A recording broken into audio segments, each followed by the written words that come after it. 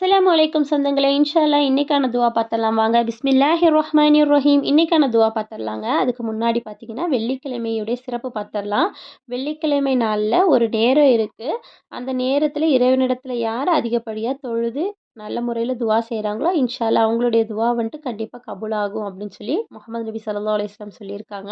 ஆனா, அந்த நேரம் வந்துட்டு மிக குறுகிய நேரம் தான் சொல்லியிருக்காங்க. இந்த நேரம் தான்னு குறிப்பிட்டு அவங்க சொல்லல. இன்ஷா அல்லாஹ் இன்றைய தினம் முழுமையாவும் நம்ம வந்துட்டு இபாதத்தில் ஈடுபடக்கூடிய பாக்கியத்தை வந்துட்டு அல்லாஹ் நமக்கு தரட்டுங்க. இறைவனை வந்துட்டு நம்ம எத்தனை முறை எத்தனை தடவை வணங்குறோங்கிறத விட நம்ம எந்த மாதிரியான உள்ளத்தை கொண்டு வணங்குறோங்கிறது மிக முக்கியமான விஷயமா இருக்குங்க. உள்ளத்தை தூய்மையான முறையில் வச்சு இறைவனை அதிகப்படியாக நம்ம வணங்கும் போது இன்ஷா அல்லாஹ் இறைவன் வந்துட்டு நமக்கு வந்துட்டு கண்டிப்பாக அருள் புரிவாங்க. சரிங்களா? அதே மாதிரி பார்த்திங்கன்னா, நம்ம ரஜபு மாதத்தை அடையும் போது ஒரு துவா ஓதியிருக்கணும். இப்போ நம்ம ரஜபு மாதத்தை கடந்து ஷஹ்பான் மாதத்தை அடைஞ்சிருக்கோம் அல்ஹம்துலில்லாஹ்.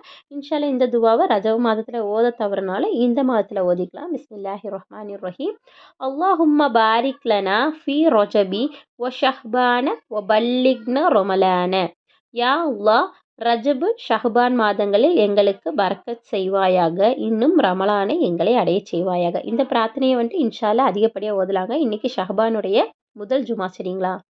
அதுக்கப்புறம் பார்த்தீங்கன்னா, நம்மளுடைய அஹ், வாழ்வாதாரத்தை வந்துட்டு அதிகப்படுத்துவதற்காக வந்துட்டு கேட்கக்கூடிய ஒரு துவா தான். அல்லாஹும்ம இன்னி அஸ்அலுக்கல் ஹுதா வத்துகா வல் அஃபாஃப வல் கினா. இறைவா, உன்னிடம் நான் நேர்வழியையும் இறை அச்சத்தையும் சுய கட்டுப்பாட்டையும் தன்னிறைவையும் வேண்டுகிறேன்.